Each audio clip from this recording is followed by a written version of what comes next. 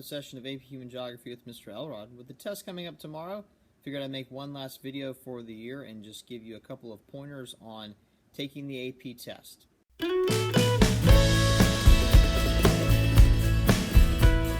So one of the things that you need to be aware of as you're going into the test tomorrow, the multiple choice portion of the test, you're going to have 75 multiple choice questions. You're going to have 60 minutes to do that. That means that you're going to have about 48 seconds per question. Okay, so it's really important to kind of keep that timeline in mind as you're working through the test. 48 seconds may not sound like a whole lot, but it actually should be plenty of time for you to get through all the multiple choice questions. And the reason I'm telling you that is because you really don't need to rush. One of the things that students do oftentimes is they're nervous about the test, especially if you're a freshman, you've never taken a test like this before. And so you rush through really quickly and you get done at the very end, you've got all kinds of time left, which means that you probably rushed through some of the questions and you didn't read them correctly or carefully or any of those types of things. So please make sure that you work your way through the questions carefully. You're looking at all of your answer options. Okay, there are 5 answer options. Now, one of the things that you can do just as a test-taking strategy is that if you're not really sure of the answer, then try to eliminate some possible answer choices. Any possible answer choice you can eliminate is going to increase your chances of getting the question right. So even if you can only whittle it down to 4, ideally you'd be able to whittle it down to between 2 or 3 possible answer choices for the multiple choice question. Okay.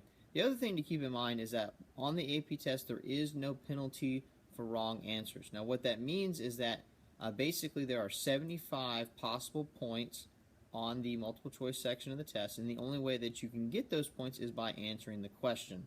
Okay, they're not going to deduct points from you if you get one of the questions wrong. That's one of the things that they used to do on the SAT and the AP test. They take off, I believe it was like a quarter point for every question that you got wrong. So that made students actually it was a test-taking strategy that students sometimes would rather not answer the question because they wouldn't lose any points than get the question wrong. And so the reason I'm telling you that is because you need to make sure that you answer all of the questions. Okay? If you're running out of time on the test, you just need to make sure that all of your bubbles are filled in. Now, I know that sounds kind of hokey, but again, you're looking for the best possible score on the test. And what's going to put you in the best situation is if all of those answers are bubbled in. So just make sure that you've got all of them answered, even if you don't necessarily have the time to read all the questions. You need to make sure that you finished out the test. Another thing that I would recommend for you is that you bring your own personal watch to the AP test. If you can't read an analog watch, bring a digital watch. Make sure that it's not a smart watch because those are not allowed in the AP testing room. But the reason I encourage you to do that is because it's really important to keep up with time. And even though you're probably going to have clocks in your testing room, it takes a minute to find the clock, get adjusted, all those other types of things. If you have a watch with you, set it down on the desk next to you, and you can just glance up at that clock to see how much time you have left, and you can continue working. Okay, it's one of those things that it may not sound like a big deal, but really, especially if you're pressed for time, every second counts.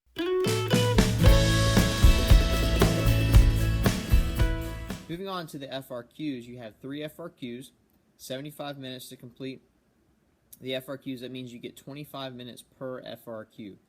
Timing, again, is really important. Okay, you need to make sure that you spend no more than 25 minutes on each FRQ. What that means is if you are timing yourself and you notice that you're running up on the 25-minute mark, it's really important that you just go ahead and move on to the next FRQ. What you have to consider is that the FRQ portion is scored as a whole. Okay, they don't separate the 3 different FRQs, they combine all of the points. So again, just like the multiple choice section, there are a certain number of points that are available on the FRQ portion of the test. And if you don't answer one of the questions, then it's impossible to get those points on that section. So really important, you only give yourself 25 minutes. Now if there's time at the end, you come back to that question that you were answering and then you finish it out. Okay, the other thing that I would recommend is that when you get your FRQ packet and time begins, before you begin answering, look at all 3 of the questions. Okay, then what you do is the one that you feel like you know the best, you answer it. The one that you feel like you know the second best, you answer it. And then the one that you feel like you know the least, you answer that last. Okay, Now, the reason that you want to do that is because you don't want to spend all of your time thinking about what you're going to put on the one that you're not really all that familiar with.